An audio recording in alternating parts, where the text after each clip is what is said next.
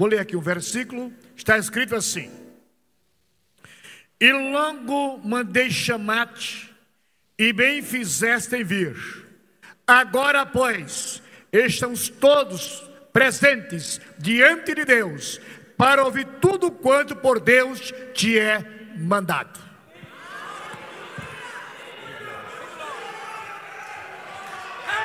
Glória a Deus. Glória a Deus. Queridos, com muita alegria quero saudá-los na paz do Senhor e dizer-lhes da minha gratidão a Deus pelo privilégio de poder estar na igreja Assembleia de Deus, Ministério Ipiranga, aqui em Bauru pela primeira vez. E sendo assim, quero agradecer ao pastor Luiz, com a sua muito digna esposa, irmã Helenice. E em nome deles, quero agradecer todo o ministério, pastor Hilário, pastor Jair, e a todo este coeso ministério, a esta honrada igreja.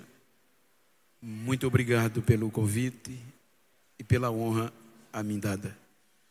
Quero agradecer a Secretaria de Missões, na pessoa do evangelista Marcelo, com a sua muito digna esposa, irmã Isabel, missionária Isabel, e que Deus recompense-os.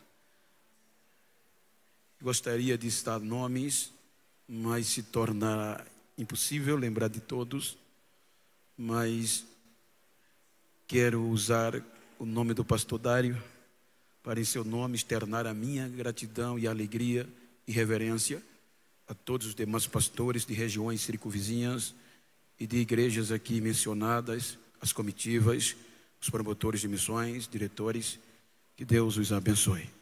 E quero agradecer-lhes pelas orações que vocês têm feito em meu favor. Eu quero ler o texto que está no meu coração. Trata-se de um trabalho missionário. E eu quero tomar um texto que Paulo escreveu na Epístola aos Romanos, capítulo 11, versículo 17.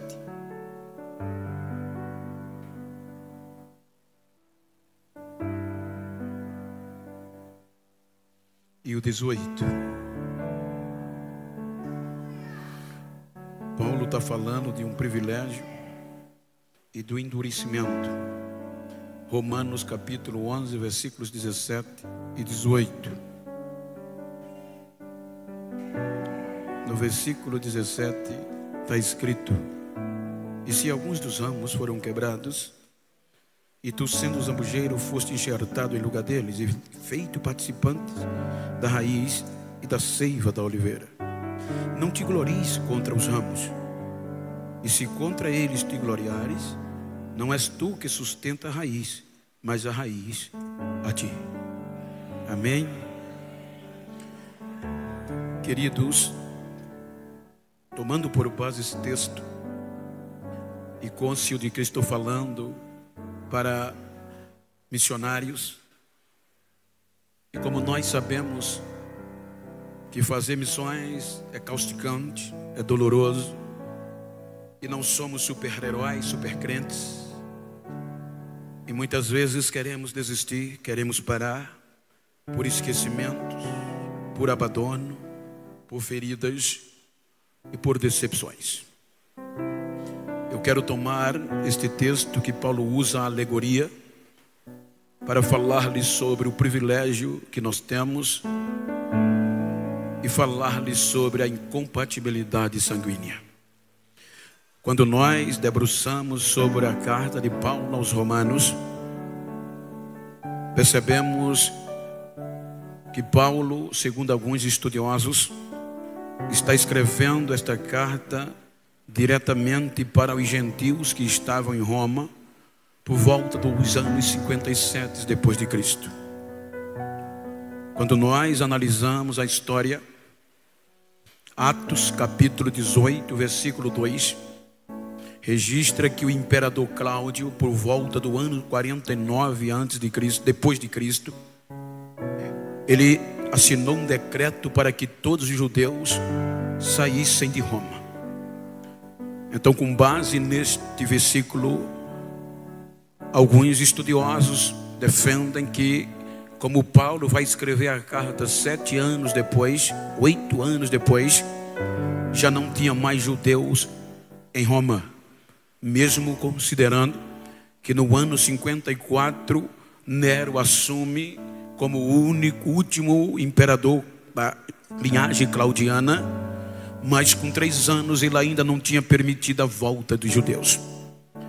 Então observem que dentro das entrelinhas havia uma pergunta e um questionamento por parte dos gentios, pois a base era os judeus, e entre eles estava Áquila e Priscila. E como agora a igreja em Roma, que na época não era como nós, era o império, e o império era impositivo, havia muitas restrições e a escravidão era muito forte. Então dentro desta igreja havia muitos gentios escravos, e os irmãos vão de convir que Paulo fala disso quando foi preso. Quando nós analisamos, havia uma pergunta por parte destes gentios e uma vanglória. A pergunta, o questionamento, era como poderiam continuar cheios de Deus e como debruçar. Então, perceba que entre tudo isso, os gentios de Roma, eles se acham agora também eles querem se vangloriar pela perseguição aos judeus. Então Paulo vai usar uma alegoria para mostrar o contexto do privilégio que os gentios têm, não cometendo o mesmo erro que os judeus cometeram. Ele diz: vocês pensem bem, se Deus não poupou nem os ramos verdadeiros, imagine vocês que são enxertados. Não cometam o mesmo erro. Então eu quero pegar o contexto do projeto missionário para trazer esta mensagem estimulativa. Quando nós observamos o capítulo 11 do Gênesis, houve uma degradação da geração de Noé, porque biblicamente toda a linhagem do ser humano depois do dilúvio vem de Sem, Cã e Jafé, e esta linhagem vai ser estimulada por Deus para recomeçar. Então Deus devolve tudo que a geração de Adão perdeu e entrega a geração de Noé. Capítulo 9 do Gênesis. Capítulo 11, eles perdem o senso de adoração. O egoísmo vem e eles querem erguer torres, ou seja, levantar torre alta para que eles pudessem se proteger e desobedecer o ídolo de Deus de encher, povoar toda a terra. Então quando Deus desce, observa que o coração deste povo do recomeço era soberbo e má em todos os desígnios. Então Deus confunde-os com idiomas e os lança espalhados para a terra, separados. A partir deste espalhar, a raça humana, cada um com o seu idioma, cada família com o seu dialeto. Então partem sem Deus e sem contextos de adoração. Então quando nós vamos para o capítulo 12, observe que nas entrelinhas, entre o período do 11 e do 12, Deus se decepciona mais uma vez com o ser humano. Entre o capítulo 11 e 12, a história diz que a idolatria predominava, porque o ser humano foi feito com um objetivo, não só ele, mas tudo que tem fôlego de vida, para adorar a Deus.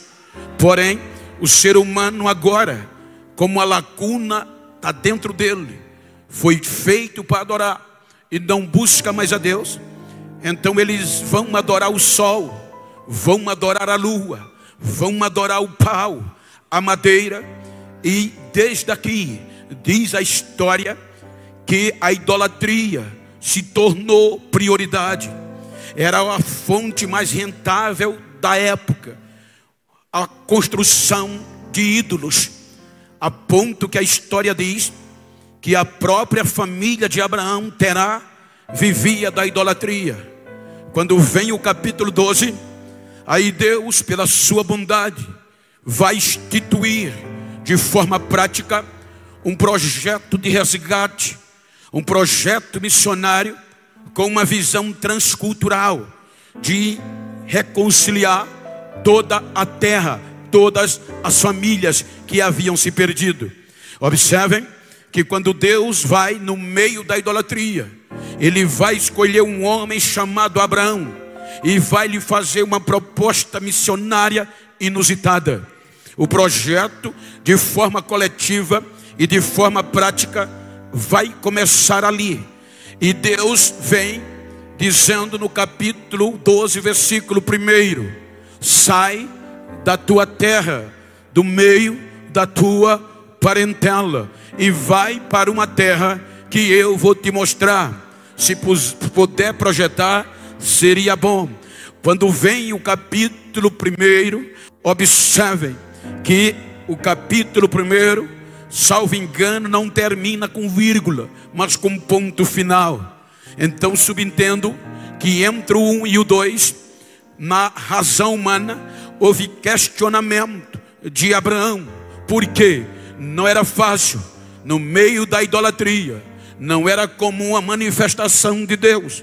E agora Deus vem com uma proposta inusitada, ousada, para deixar a família, um homem já casado, mas deixar o pai, deixar a terra que ele estava bem, na rentabilidade da idolatria. E agora Deus, veja que o versículo 2 dá-nos a entender que Deus vem com motivação para ele aceitar. E aonde Deus vai agir? No sangue, no sangue. Porque, observem que na alegoria de Paulo, falando para nós, ele vai usar o contexto básico. A raiz é a vida e a seiva é responsável para carregar os nutrientes, para sustentar os ramos e promover o reoxigênio. Então, dentro do contexto, é o sangue, no contexto alegórico. E dentro do contexto humano, o sangue é responsável para conduzir os nutrientes às células do corpo humano e também o oxigênio. É por isso que não tiver sangue, não tem vida. E ele ainda promove a renovação do oxigênio. Então, para que ele mova, para que ele corra todo o corpo humano, é preciso ter um músculo para o impulsionar, chamado coração. Isso é tão importante que o coração é o músculo que mais trabalha no corpo humano. E é pelo impulsado coração e pelo sangue que todo ser humano vem com a sua árvore genealógica, vem o DNA, sabe quem é pelo sangue, de quem é pelo sangue. Então Deus, sabendo a fraqueza de Abraão, ele vem e vai motivá-lo. Observe que o versículo 2 é todo motivacional. O que é que diz? Projeta aí: eu te abençoarei. Se puder projetar, obviamente, eu te abençoarei, é motivação. Eu vou fazer o teu nome ser grande. Eu vou te dar descendência. Eu vou abençoar a quem você abençoar e amaldiçoar a quem você amaldiçoar. Olha que Deus motiva a Abraão de forma direta, dizendo qual era a fraqueza de Abraão: a proliferação. Diz a Bíblia que na ótica patológica, Abraão não podia gerar filho pela insuficiência patológica de Sara. Ela era estéril, e na época, quando um homem não tinha filho, ele perdia a honra, ele perdia o direito da reunião na família, ele não tinha direito de opinar, ele era escarnecido na sociedade. Então a maior honra para um judeu, para um hebreu, era ter filhos, era o que lhe dava mais honra. Aí Deus vem motivando ele, dizendo: eu vou pegar o teu sangue e vou criar uma nação que não vai ter igual.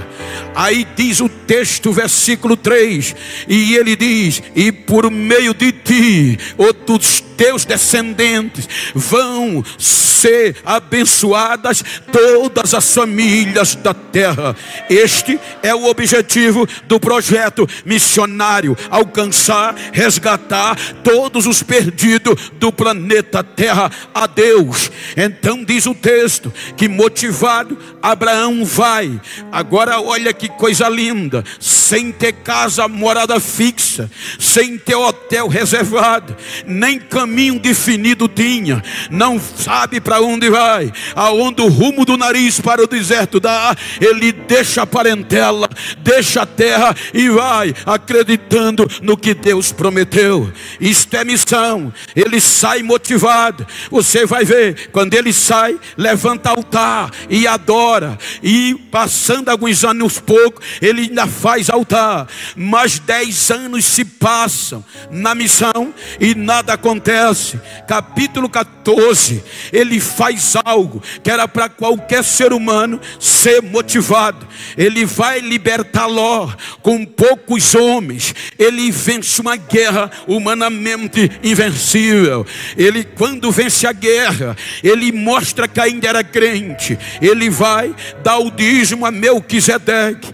Melquisedeque quer lhe dar os despojos. Ele estava ainda tão confiante que ele diz: não, eu não quero nada deles para ninguém dizer que me enriqueceu. A minha esperança é Deus, a minha riqueza é Deus, pois ele me prometeu. Isso é missão. Mas depois da vitória vem o capítulo 15. E aqui está o dilema dos missionários.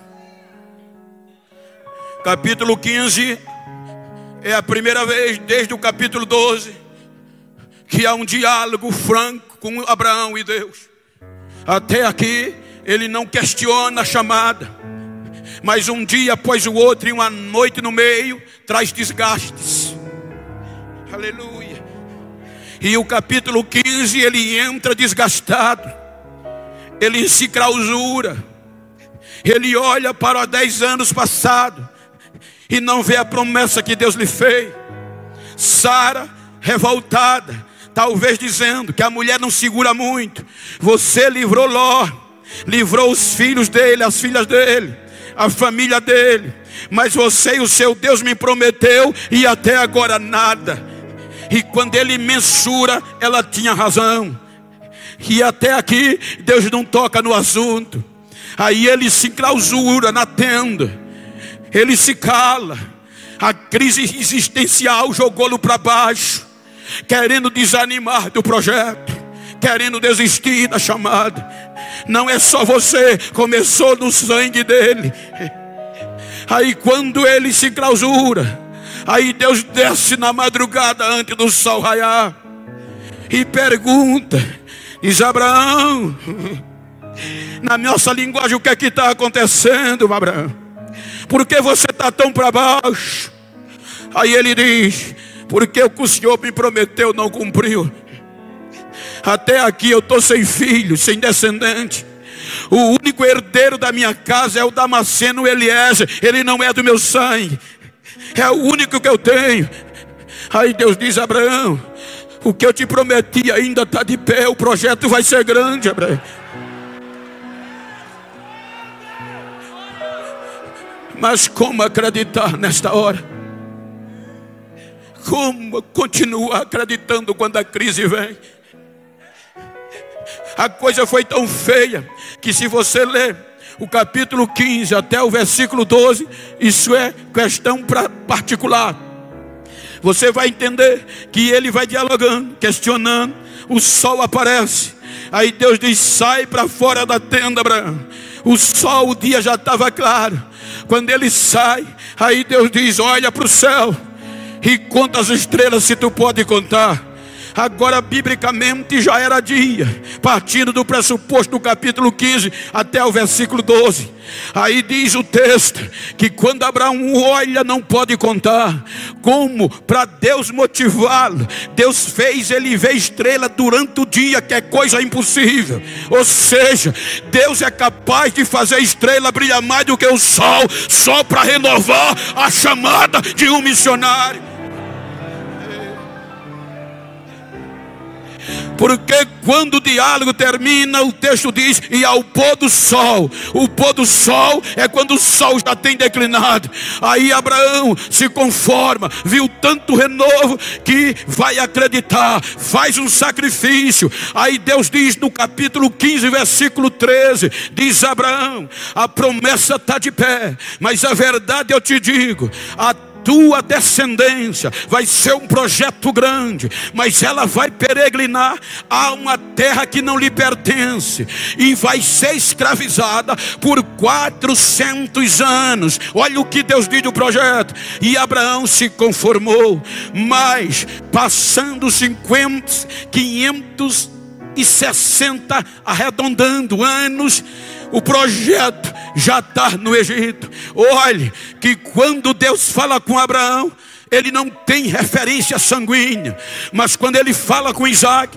ele já vem dizendo: eu sou o Deus do teu pai Abraão. Está falando do contexto do DNA. Quando ele fala com Jacó: eu sou o Deus do teu pai Abraão e do teu pai Isaac, e eu sou dono do projeto. 560 anos aproximadamente se passam.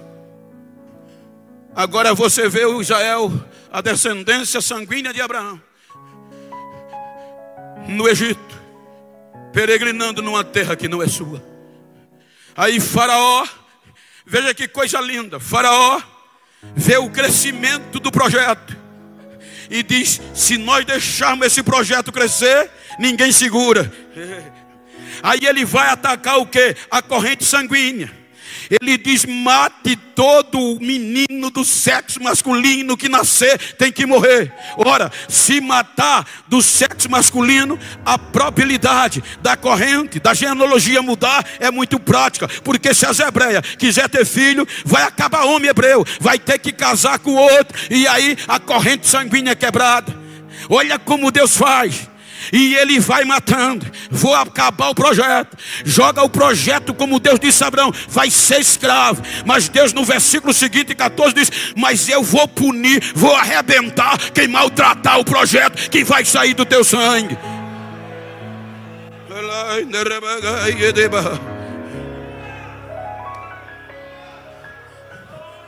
Aí o que é que acontece? Vem o Êxodo capítulo 2. Olhe que o crime era pesado. Era um edito irreal. Era o rei Faraó que disse: não escapa um.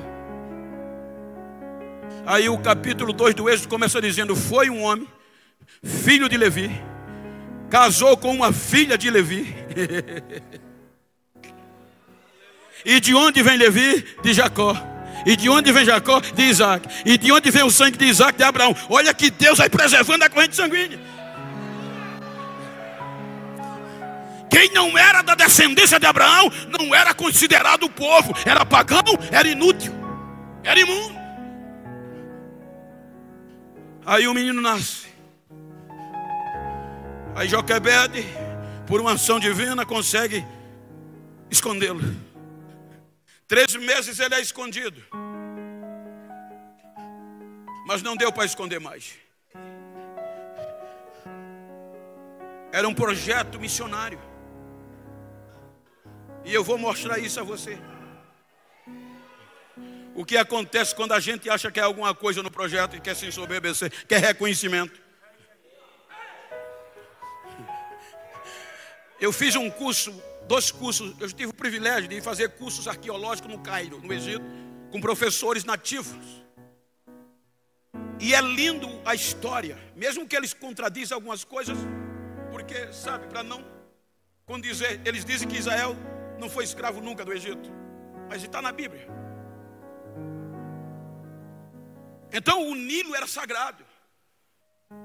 Ele não foi colocado no Nilo por acaso. O Nilo era tão sagrado que a punição para quem contaminasse a água do Nilo era maior do que você matar uma pessoa. Então o Nilo era vida pura. O Egito politeísta, até o Nilo era adorado. Aí ela coloca a cultura deles, era egípcia, nasceram ali. Aí ela coloca o menino no Nilo para ver o que vai acontecer. Aí o vento vem. O vento, em vez de soprar o cesto por meio do rio, sopra para a beirada, aonde tinha uns juncos. E justamente naquele dia a princesa, filha do rei, vai se banhar. E os irmãos sabem a história, eu não vou ter detalhe. Enfim, ela vê o menino, as suas moças vão buscar. Quando ela abre, que vê o menino, o coração diz: esse menino é especial. Olha o que é que a Bíblia diz, que Miriam saiu acompanhando o cesto para ver o que acontecia com o menino. Guarde isso, menino, 3 meses. Aí quando ela viu a princesa com o menino, ela aproxima e diz: eu conheço uma mulher que tem leite no peito e pode dar amamentação a ela. A senhora quer que eu busque a mãe desse menino para cuidar dele? Aí olha que coisa linda, como Deus preserva o projeto. Agora aquilo que estava escondido pode ser criado publicamente, contrariando a ordem do rei. E além de mais, vai ganhar um bom salário a própria mãe para cuidar do menino.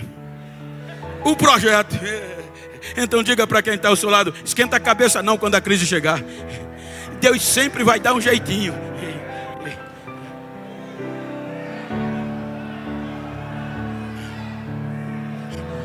Ah, pastor, mas está difícil. Sempre foi.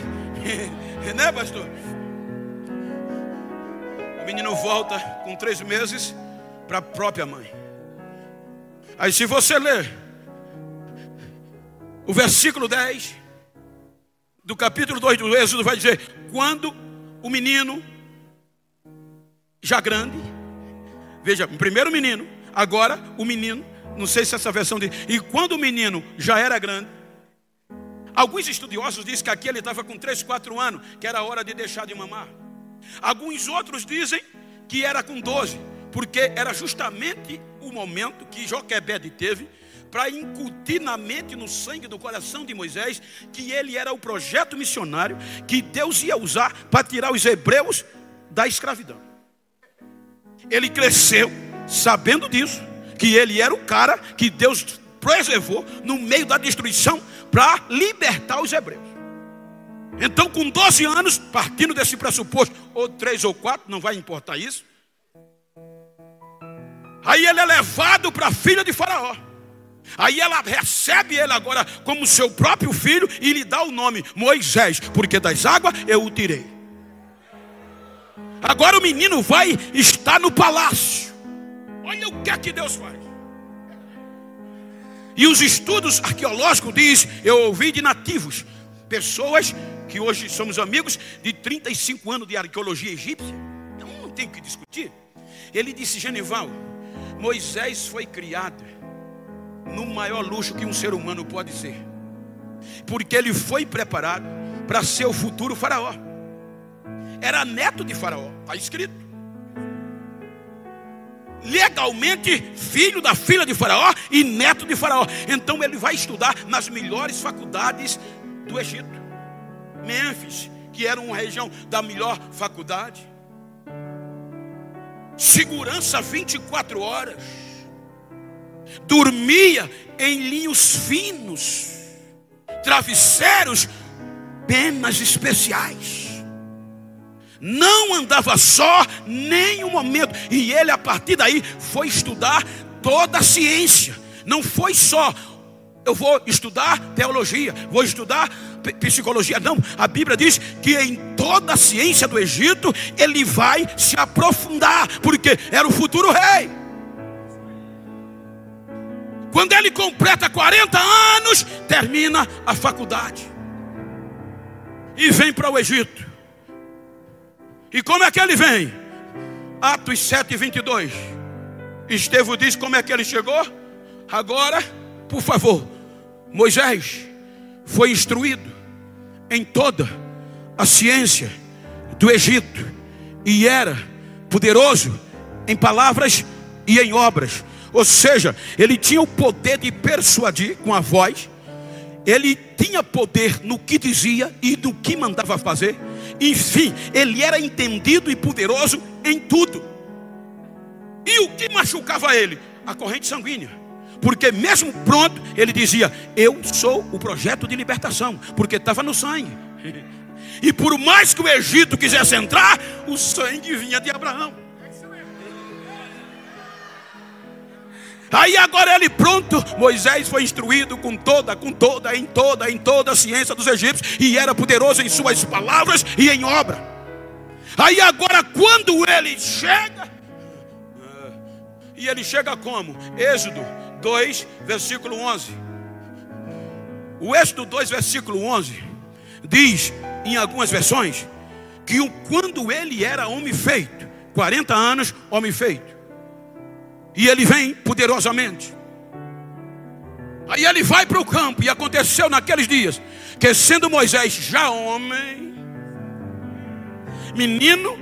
menino grande e homem, está pronto, saiu a seus irmãos. Agora ele vai para o campo dos hebreus. Pronto, acadêmico de primeira, falando bonito. Entendia de construção civil, entendia de todo tipo de obra. Aí ele vai para o campo, sabendo que era o projeto, e vê um egípcio batendo em um hebreu, seu irmão. Aí o sangue ferveu. E o sangue missionário estava lá. Aí ele viu, olhou para um lado, olhou para o outro, e viu que não tinha ninguém, matou o egípcio e libertou o hebreu. Que feito, sabendo que era um projeto. Atos 7, 25.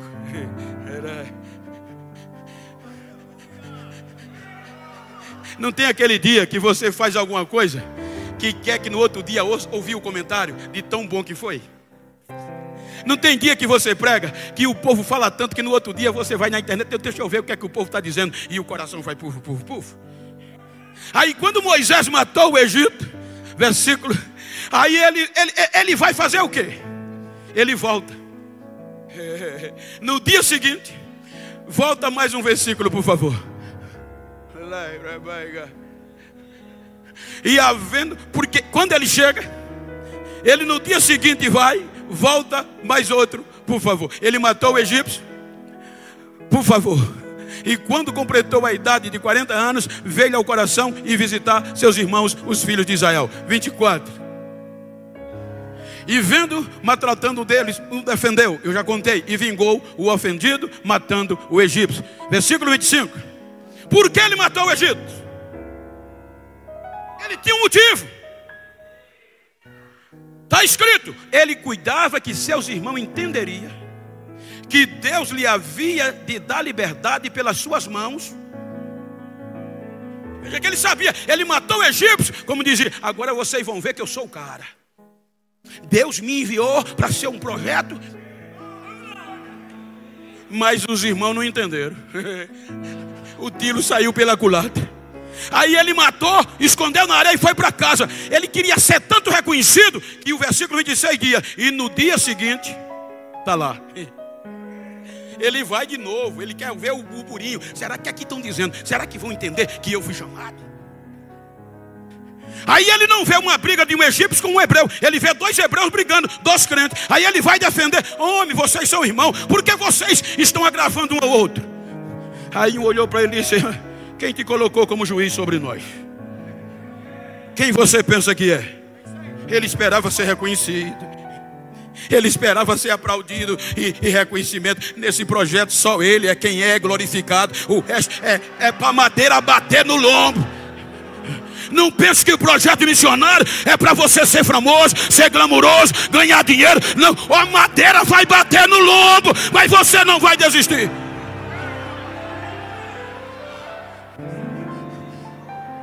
Aí o versículo seguinte diz que o rapaz disse, está pensando que eu não vi o que você fez ontem? Matou o egípcio e escondeu na areia. Você quer fazer com a gente como fez com ele? Aí ele disse: a casa caiu.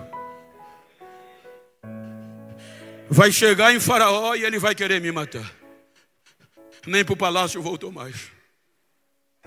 Pronto. E o que é que sobra para ele? O deserto. Eu já por 2 vezes palmilhei o deserto. De Egito para Israel. E aí a gente sabe o que é deserto. Imagina na época. Sem ter casa morada. Sem ter onde se hospedar.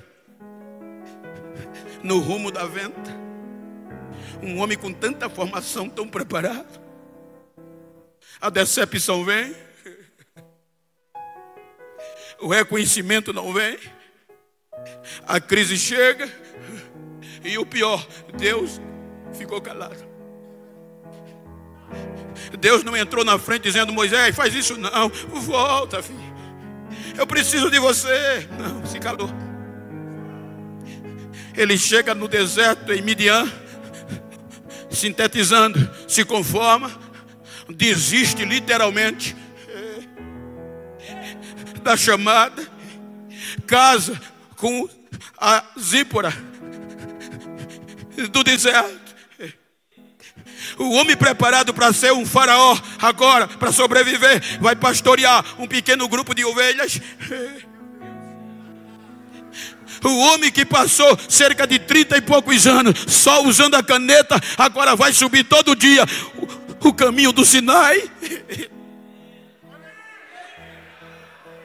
O tempo vai passando, o poder de palavra desaparece, o poder de obra desaparece, vai embora e o esquecimento vem. Não tem Miriam, não tem Joquebede, não tem ninguém esquecido.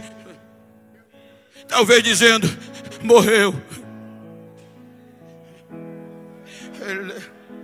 É nessa hora de abandono que dá vontade de chutar o pau da barraca. E ele chutou. É nessa hora que a gente espera ser reconhecido e vira o contrário, que a gente diz: não dá para mim não aqui. Não é só você, filho, já vem de longe. Não é fácil, falar de missão é fácil, mas vivê-la não é.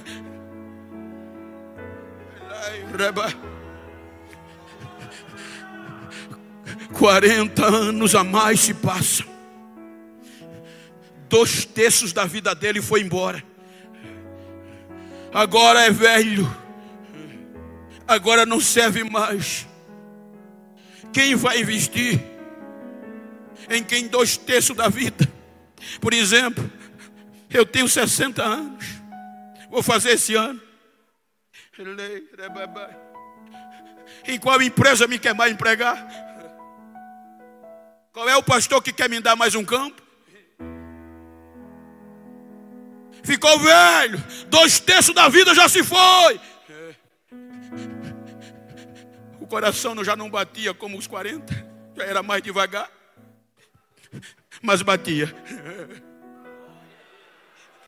E mesmo batendo devagar, o sangue ainda corria.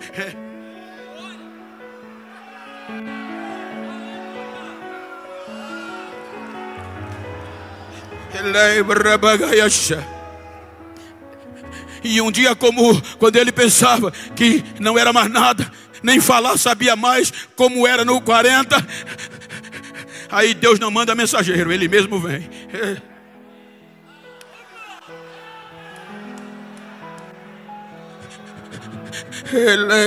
Ele quebra protocolo e a sarça queima e não é consumida.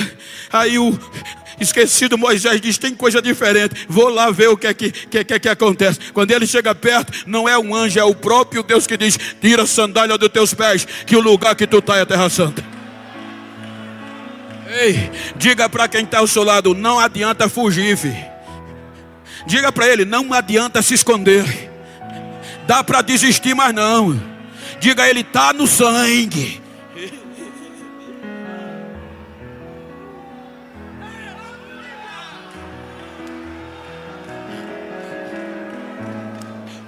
Aí Deus chega dizendo: olha o que é eu sou o Deus dos teus pais, Abraão, Isaac e Jacó. Eu sou o Deus da linhagem. Versículo 10, Êxodo 3, versículo 10. Eu acho lindo. Aí Deus, não é à toa. Olha o que é que Deus diz: vem agora. Agora você está no ponto certo. Aí se você ler do versículo 3 do capítulo 11 para frente, ele vai por cerca de 5 vezes relutar. Não, eu não presto mais. Versículo 11, ele diz: quem sou eu? O homem que com 40 anos foi para ser reconhecido, e tão bom que ele era. Agora os outros 40 anos acabou tanto o seu estímulo, que ele diz a Deus: quem sou eu? E Deus diz: você ainda serve. Você é importante. Mas nem falar eu sei. Se preocupe não, eu vou dar alguém para falar com você. Mas não desistiu dele. Diga: Deus não desiste. Diga: pode o canivete dar no meio da perna, pode alguém não acreditar, mas Deus vai sempre acreditar em quem Ele chamou. No fim, Ele aceita. Vem que eu vou te mandar para Faraó. Foi os últimos 40 anos. Ele não viu isso em faculdade. Ele não viu isso nos 30 e poucos anos que passou estudando em faculdade. Ele viu isso quando as pessoas diziam: ficou velho, não serve mais. Aí ele vem, transforma pau em cobra, depois transforma pedaço de pau a cobra em pau de novo. Ele vai para o Egito, ele vê as 10 pragas pelas mãos dele, o sangue toma conta de tudo. Todas aquelas 10 pragas ele não viu, só viu no final, depois dos 80 anos. Depois dos 80 anos ele levantou a mão e o mar abriu. Depois dos 80 anos ele ficou tão íntimo que pediu para ver a glória de Deus e viu. Depois de 40 anos, depois de 80 anos, quando o projeto parecia não prestar mais, a Bíblia diz que ele falava com Deus cara a cara. Quem era? 2 amigos. Veja, você ainda sabe.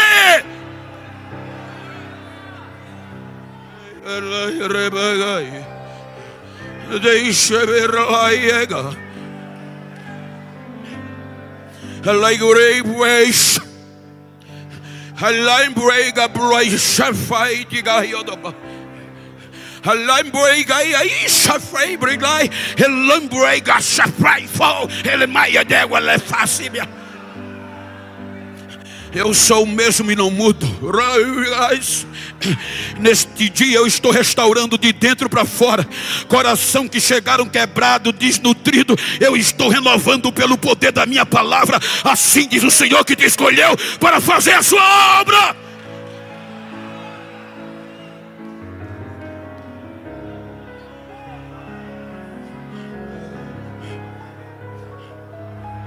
Você pode que ele vai sempre usando a linhagem. Abraão, Isaac, Jacó. Aí ele vai pegar Judá, seguindo o sangue de Abraão. Pega Perez. Ele vai pegar Arão, que é o pai de Moisés. Ele vai pegar também Arão, que era o pai de Moisés. Ele vai pegar e vai saindo por aí. Ele vai pegando, vai Nação. Ele vai pegando o sangue de Abraão, Salmão. Vai pegando Boaz, vai pegando Obed. Coloca o sangue em Davi. O Davi entra como projeto de adoração. Pega Salomão, ele coloca Roboão, tudo no sangue. Ele coloca Abias, coloca Asa, coloca Josafá, coloca Jorão, coloca Uzia, coloca Jotão, coloca Acais, coloca Ezequias, coloca Manassés, coloca Amon, coloca Josia, coloca Jeconia. E o projeto não valoriza. Quando eles não valorizam, ele fica com tanta raiva, no bom sentido, que diz: vou botá-lo para ser escravo de novo, vou fazê-lo vergonha de novo. Aí Isaías aparece dizendo que Deus ficou tão descontrolado, no bom sentido assim, com Israel, que Deus diz: eu vou usar um povo que não chama por mim, um povo que não me conhece. 70 anos, ele não desiste da linhagem. Vai buscá-lo de volta. Aí ele vai colocar quem? Salatiel, Zorobabel, Abiúde, Eliaquim, Azor, Zadok. Ele vai trabalhando. Aquim, Eliúde, Eleazar, Matã e Jacó e José, que foi marido de Maria.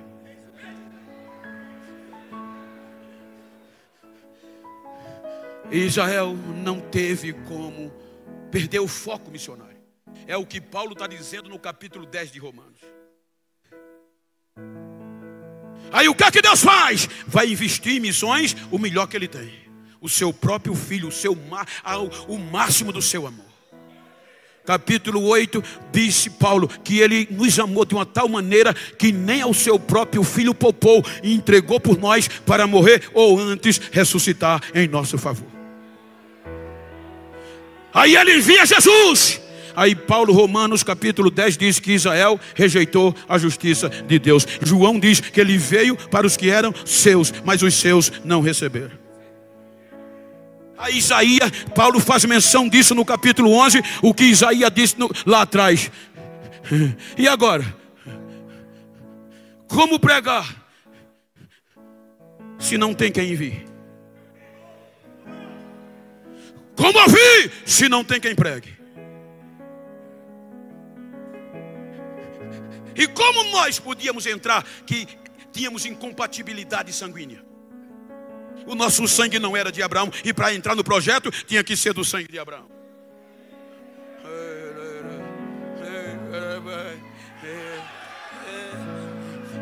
Havia um processo, e a natureza dizia, não das. Eu trabalhei 38 anos em cana de açúcar.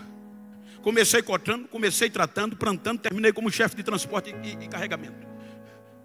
Então, os técnicos para fazer enxerto, a natureza só achei. Pode colocar. Os enxertos, você tem que pegar algo melhor para melhorar o que já existe. Você está entendendo por quê? O que é que Paulo quer dizer? Qualquer empreendedor, ele não vai enxertar nada ruim no que é bom. E além disso, enxertar cana em cana, manga em manga, é isso. Mas Deus queria colocar uma oliveira brava que não dava fruto em uma oliveira boa que dava fruto. Como é que pode pegar uma coisa ruim para enxertar na boa? Está vendo o privilégio?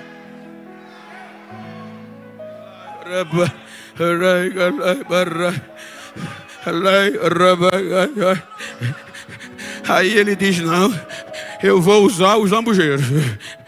Não dá fruto, mas vai dar. Veja, vai dar.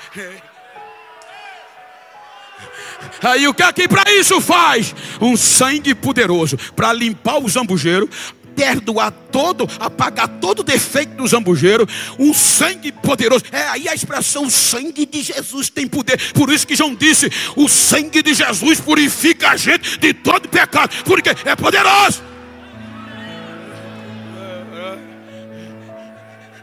Aí Jesus vai à cruz. Veja que até aí a gente não era nada. Os judeus nunca imaginavam, nem os apóstolos, que a gente fosse entrar. Aí Jesus morre, derrama o seu sangue, sem pecar, vence a morte, vence o pecado. Terceiro dia, ressurge.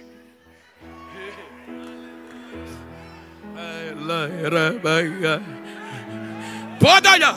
Se você ler Atos, ele rege o céu, o Espírito Santo desce só para os judeus. Cenáculo só tinha em Jerusalém varão judeus religiosos do mundo todo. O batismo lá no derramamento foi só para judeu, gentil nem perto chegava. Aí quando você vai lendo Atos, o próprio Pedro que profetizou o que Joel replicou, o que Joel profetizou, que Deus ia derramar do seu Espírito sobre toda a carne, sobre os servos, sobre os escravos, sobre as mulheres, sobre os homens, para tanto que estava perto e tanto. Ele profetizou no dia do Pentecostes. Aí Deus disse, agora eu vou botar os gentios. Aí Pedro está em Jope, com fome. Aí Deus desce um lençol, com todo tipo de animal que judeu não comia, e disse, Pedro, mata e come. E aquele animal era a gente. Aí Pedro disse, não, eu nunca coloquei nada imundo na minha boca, Senhor. vezes Deus insistiu, Pedro não quis. Aí Deus salvou Paulo e disse: você vai levar a minha palavra aos gentios. Aí Paulo vai. Olha, gente, a primeira convenção foi por causa de nós. Aquela briga de convenção já começou por causa da gente. Por quê? Porque Pedro, Tiago, os apóstolos, pregava o evangelho da circuncisão, que dizia: vocês têm que circuncidar, mesmo aceitando a Jesus, cumprir a lei. Aí Paulo é livre pelo evangelho, chamado, foge para não morrer para Tarso. Aí com o passar dos dias, aí Jesus começou salvando os gentios. E para piorar, batizando com o Espírito Santo, sacudindo ele de fogo, e os gentios começaram a pregar. Aí os apóstolos diziam: não, não pode. Aí eles saíram de Jerusalém, alguns, e foram para Antioquia da Síria. Chegaram em Antioquia da Síria, o negócio virou e os gentios pegaram fogo. Aí a notícia chegou na convenção, aí Pedro e Tiago disseram: olha, tem que mandar um pastor para lá, porque o negócio lá está feio. Aí mandaram o Barnabé, um homem bom e de fé. Quando o Barnabé chegou em Antioquia, aí viu o negócio tão grande que Tarso é perto de Antioquia. Ele disse: eu vou procurar Paulo, que ele entende desse negócio.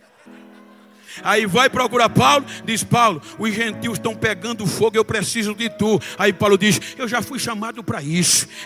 Eu já fui chamado para isso.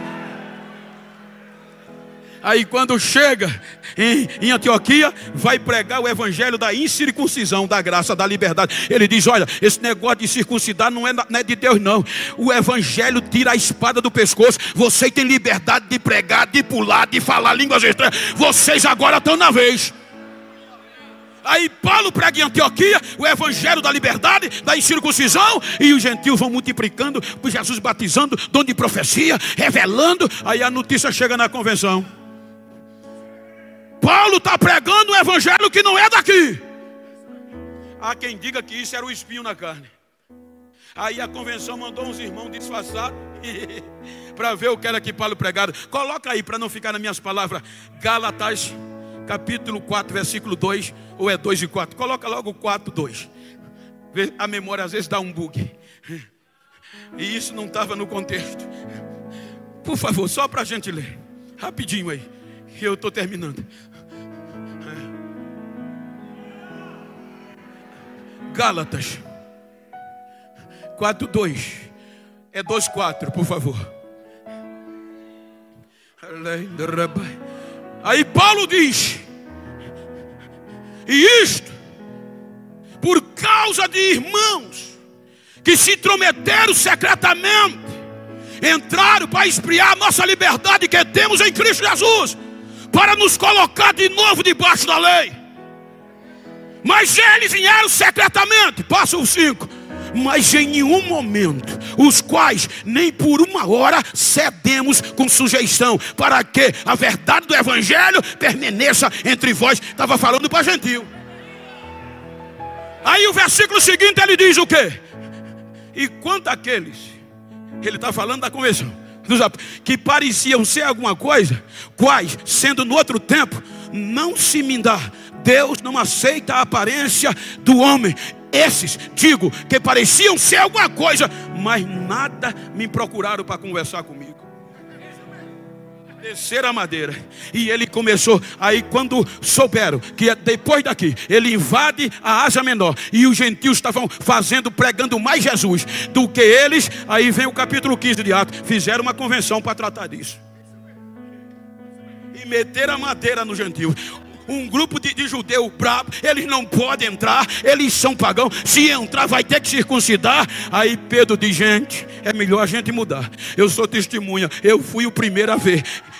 Eu fui desobediente, mas eu vi Deus salvar a casa de Cornélio e toda a sua casa. E aí ele diz: agora eu sei que Deus não faz acepção de pessoa. Aí Barnabé disse, e Paulo contando o que acontecia, Atos 15, do 12, 10 por diante.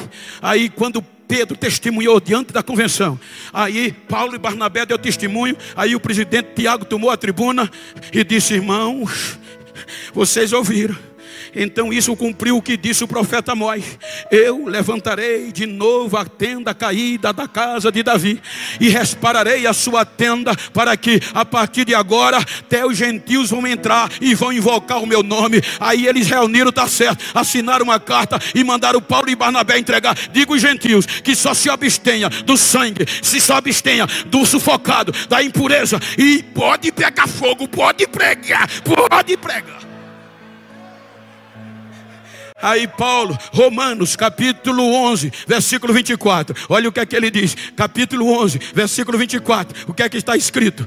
Romanos 11, 24. O que é que ele diz?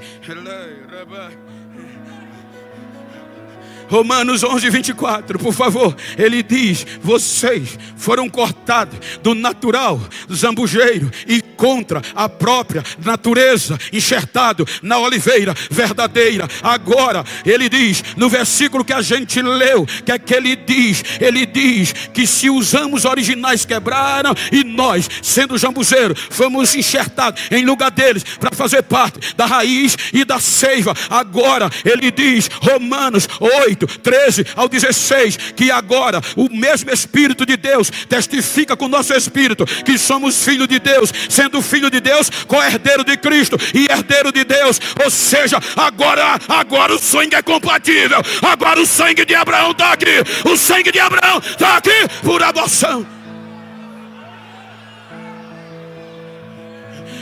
Efésios capítulo 2, ele diz aos gentios de Éfeso: vocês em outro tempo não era ninguém, não era povo, estavam longe de Deus, vivendo na concupiscência da carne, no vosso pecado, servindo a potestade do ar. Mas Deus, pelo seu infinito amor, ressuscitou vocês com Cristo, e vocês são salvos pela graça, por meio da fé. E isso não vem de vós, é um presente que Deus deu a vocês. Ele vai dizendo: vocês que estavam longe chegaram perto, e agora não há mais diferença entre judeu e entre gentil. A cruz derrubou a inimizade. Agora vocês são salvos, agora são filhos por adoção. Quem tem o sangue, agora somos filhos de Abraão.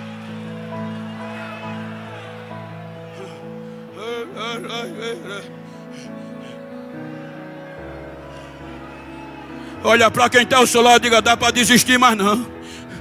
Diz para ele, prega para ele: dá para desistir, mas não. Está no sangue. Vocês já ouviram, mas quero dizer-lhes: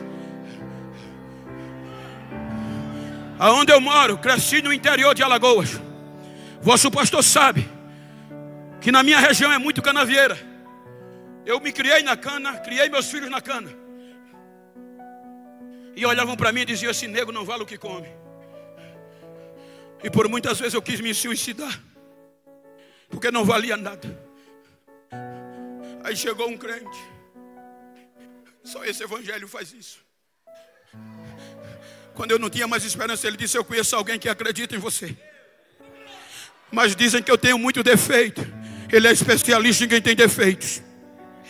3 meses de evangelização me levou para a igreja. Jesus me aceitou.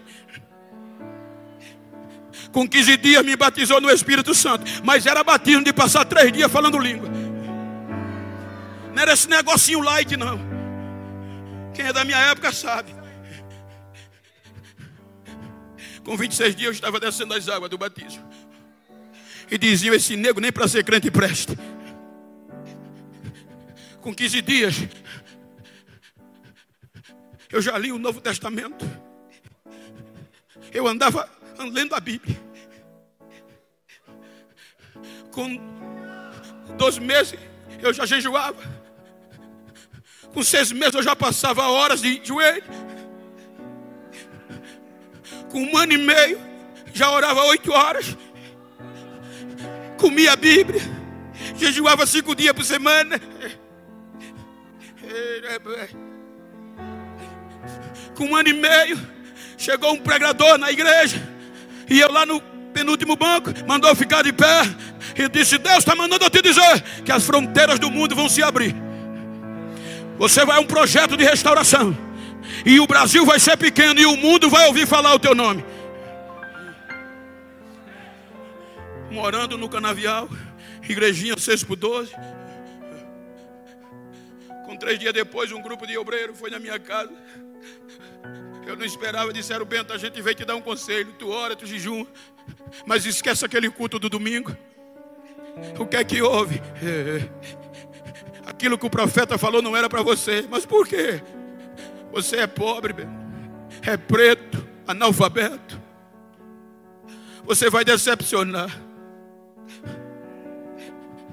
E aquilo me quebrou. Eu disse: então, se eu não presto lá, aqui é pior. Nunca mais eu entro numa igreja. Eu não sabia que já estava no sangue. Aí eu disse: eu vou desistir. No outro dia eu estava de folga da usina. Eu tinha o costume, o dirigente, a cidade de Rio Largo é 15 quilômetros da fazenda. Ele ia domingo, quarta e sexta, e a chave ficava na minha casa. Eu já era diácono com 2 anos, 1 ano e meio, 2 anos. Aí ele chegava, aí eu peguei a chave, fui orar, como de costume, na folga. Quando eu dobrei o joelho, comecei a gritar: nunca mais eu entro numa igreja. Se lá fora eu não presto, e aí que é pior. Fui resolvido a desistir. Meia hora orei, fui me levantar, não consegui. Tinha 2 mãos me empurrando para baixo. E uma voz dizendo: quando eu te chamei, já sabia quem tu era. Eu não vou desistir de você. Hoje eu vou te mostrar quem eu sou. E essa vai, não vai, foi até 4 horas da tarde. Eu me levantei. Quando eu me levantei, corri para casa. Antes de eu chegar em casa, o irmão Paulinho, que era um adolescente da igreja, disse: Genival, o irmão Geni, vai no posto de saúde que a tua filha passou mal. E a Marilza, tua esposa, levou ela. Cheguei no posto, minha filha na maca com 9 anos, primogênita. O médico disse: já morreu. Eu fiz o que pude, leve para casa para preparar o enterro. Ali foi que me acabou. Eu peguei a menina, saí do posto de saúde. Quando eu fui para a rua, que entrava para minha casa, o povo meneando a cabeça, dizendo: cadê o Deus que tu prega? Aí a voz veio: não vai para casa não, leva ela para onde você estava orando, que eu vou te mostrar que eu não dependo do que o homem diz para fazer o que eu quero. Eu passei, foram dizer ao médico que ele está doido. Cheguei na igreja, a porta entreaberta, empurrei com o pé, entrei, minha esposa chorando, joguei a menina no púlpito, na frente, caí por cima. Daqui a pouco, não deu 10 minutos, o médico chega, a enfermeira, porque disseram que eu estava doido, levei o defunto para a igreja.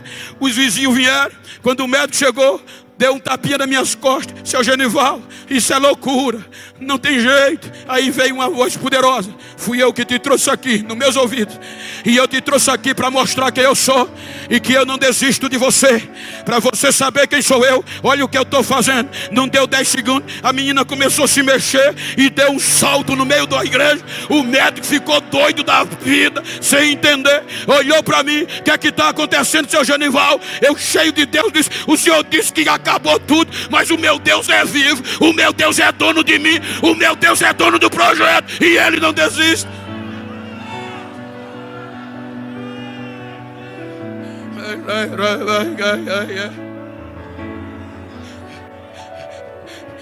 Eu saí naquele dia, sabe? Não tem aquele momento que a gente sai procurando o diabo para chutar na canela dele? Pessoas aceitando a Jesus até hoje. Tem obreiro lá daquele dia. Só que aí veio a semana seguinte, e em vez de subir, desci. Passaram 2 anos, eu na cana. 3 anos foi o suficiente para os próprios obreiros. Os obreiros disseram: não era melhor ter desistido lá atrás? Que vergonha, cadê os países? Qual é a cidade do Brasil que tu foi? Tu não é um projeto missionário. Aí o dirigente, chegou um dirigente chato, esperava eu chegar do trabalho, nem para casa eu ia tomar banho. Quando eu chegava, pega o rodo, pega o pinho-sol, manda ele lavar o banheiro. E no púlpito dizia: ô Internacional, o banheiro está fedendo, vai lavar. Internacional zoando de mim. E eu rodo, jogando xixi para fora, querendo desistir, mas estava no sangue.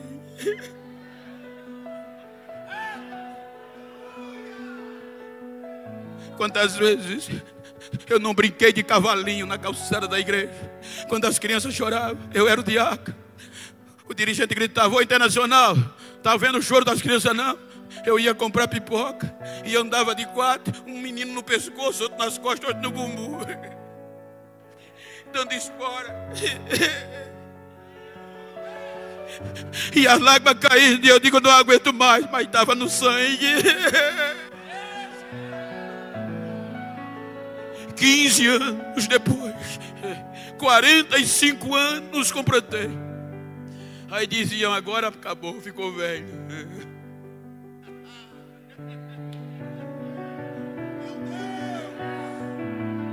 Serve mais não.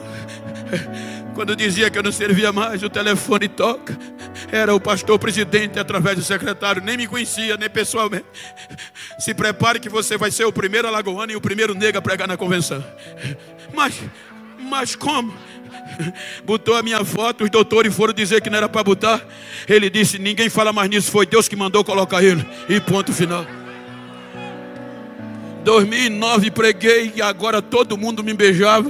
Todo pastor queria.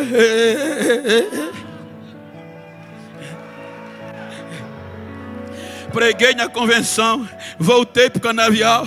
Agora todo o estado me conheceu. E aí ninguém queria mais me largar. Aí 2011 o telefone toca na canavial. Era a Suíça. Eu desliguei, é trote. A irmã disse, é da Suíça, Zurique. Eu digo, é trote.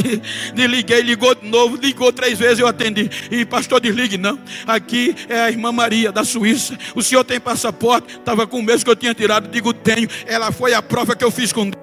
A Suíça precisa do senhor aqui. O senhor precisa vir pregar o evangelho. O neguinho não deu mais de 3 semanas, estava entrando no Boeing, cruzando o Oceano Atlântico para pregar na Europa. 2013 já era em inglês. Pastor Genival, yes, can me please? Vem aqui por favor. O neguinho já desce em Nova York. 2014 já era o Japão. Eu já não tinha mais agenda, só fiz dizer arigato. Aí agora, irmão, eu digo isso para a glória de Deus. Está no sangue, não dá para desistir. Todo ano eu viajo 4, 5 ou todo mês viajo 2, 3 vezes para fora do país.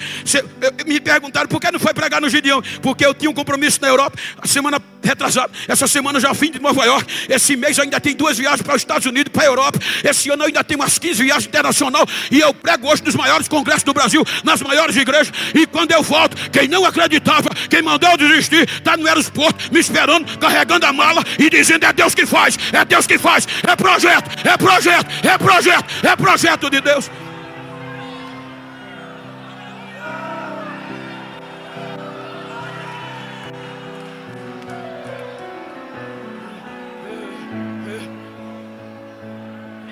E tem alguns bestas que me ligam dizendo, Bento, tu chegou no topo, tu é o cara, tu prega nas convenções gerais da Assembleia de Deus, toda convenção tu está pregando, tu viaja direto para fora do país, e pior, de primeira classe. Aí ninguém aguenta. Aí diz, para que tu está pregando, falando em línguas estranhas, pulando, saltando?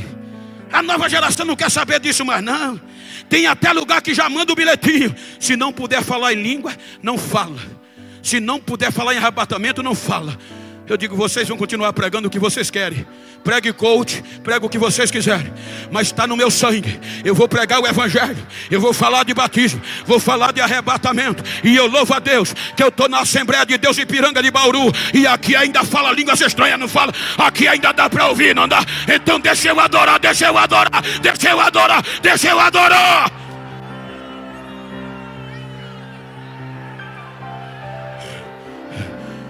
Romanos 11, 25. Paulo diz, Deus endureceu em parte a Israel por um objetivo, para vocês entrarem. E enquanto não cumprir a plenitude dos judeus, a vez é de vocês. Ele está dizendo que Deus não esqueceu a Israel. Deus vai voltar a usar o ramo de novo. Mas enquanto nós estivermos, a vez é nossa. Enquanto o arrebatamento não vir, a vez é nossa de fazer missão, de invadir a cidade, de invadir a rua e pregar esse evangelho. Fique de pé, por favor.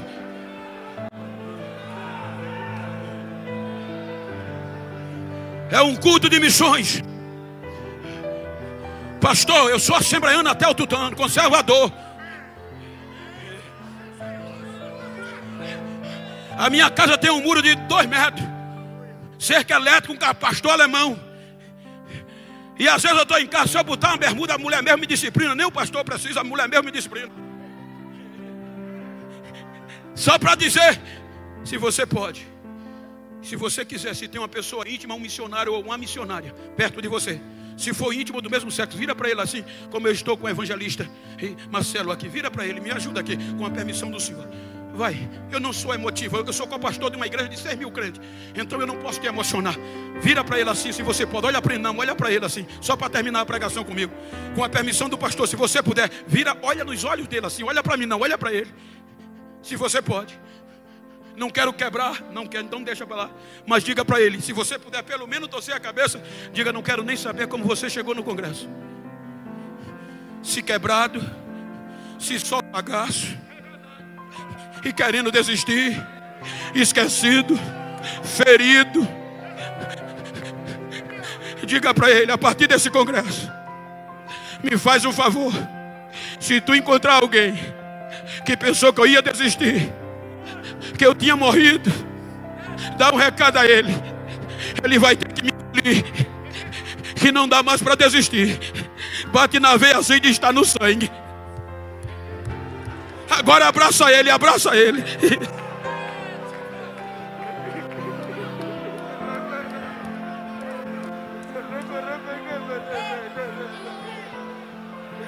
A gente está em família. Às vezes a gente chega no culto e não sabe nem o nome do irmão que sentou do outro lado. Às vezes ele só quer um abraço para não desistir. Às vezes ele só quer uma voz sua. Abraça ele aí, pelo menos um minuto, chora com ele. Diga, não dá para desistir mais não, filho. Está no sangue, está no sangue.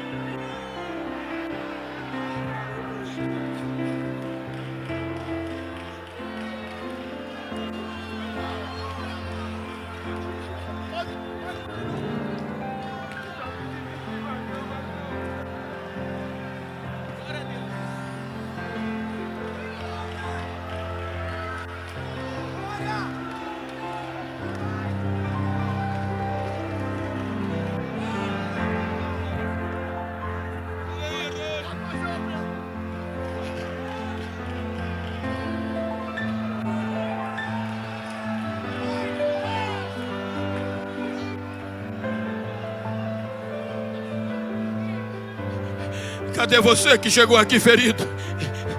Cadê você que se afastou, que pensou que não prestava mais? Eu não vim pregar para super-herói, para me supermencionar. Eu vim pregar para seres humanos. Cadê a primeira alma que quer reconciliar? Cadê a primeira vida que quer aceitar Jesus? Cadê você?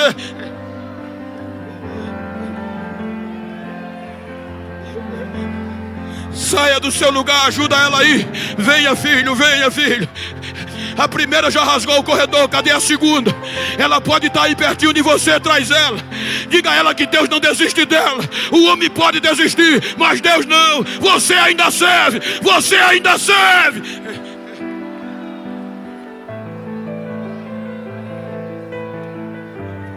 Cadê a segunda vida? Venha. Veja se tem alguém perto de você que não é crente, que está afastado.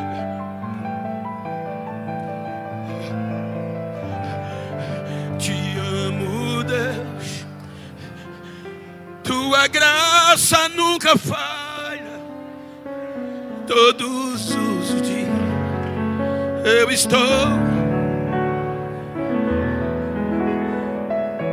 Desde quando eu me lembro. A segunda vida, a primeira já está aqui, cadê você? Sai, rompe o corredor e vem. Na galeria, veja se tem alguém perto de você. Traga ela, traga ele. Venha, você é importante.